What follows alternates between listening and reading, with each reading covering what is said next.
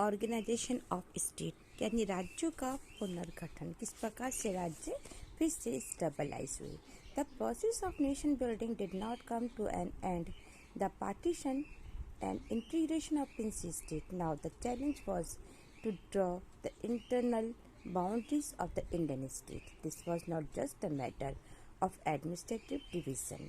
The boundary had to be drawn in a way so that the linguistic and culture pillar of country and could be reflected without affecting the unity of the nation. अर्थात पटवारी और देसी रियासतों यानी कि जिस समय partition हुआ उस समय इंटीग्रेशन ऑफ प्रिंसी स्टेट के विलय के साथ ही राष्ट्र निर्माण नेशन बिल्डिंग की प्रोसेस का अंत नहीं हुआ। तो इंडिया में जितने भी स्टेट थे इनकी जो यानी इंटरनेशनल जो सीमाएं थी इनको तय करने की चैलेंज अभी हमारे सामने था। और ये महज सिर्फ एक एडमिनिस्ट्रेशन डिवीज़न ही नहीं था, बल्कि स्टेट की जो बाउंड्रीज थी उसको इस तरह से तय करने की चुनौती थी कि देश में लैंग्विस्टिक और कल्चर की बहुलता को देखने के साथ ही देश की यूनिटी को बनाए रखे, तो यूनिटी ऑफ द नेशन भी खंडित ना हो, ये इसको रखना बहुत अधिक आवश्यक था। So during the colonial rules, the state boundaries were drawn either on administrative convenience or simply coincided with the territories annexed by British government or the territories under rule by the Prince power.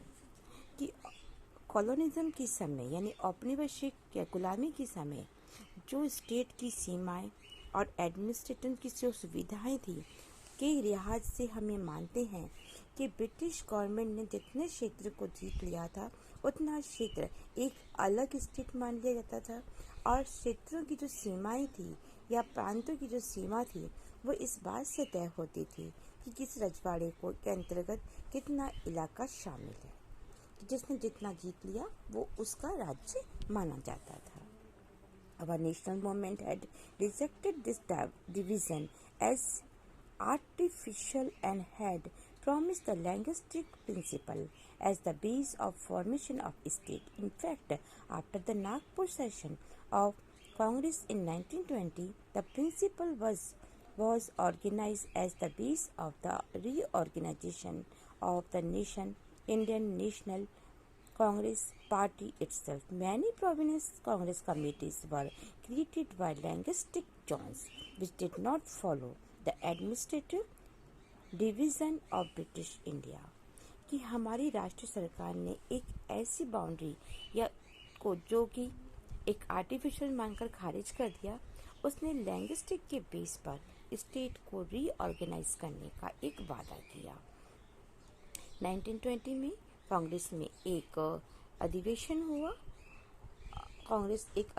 हुआ जिसके अंदर दरअसल ये इसके बाद से इस principal को इंडियन नेशनल कांग्रेस मान लिया गया कि राज्यों की रीऑर्गेनाइजेशन लैंग्विस्टिक के बेस पर होगा।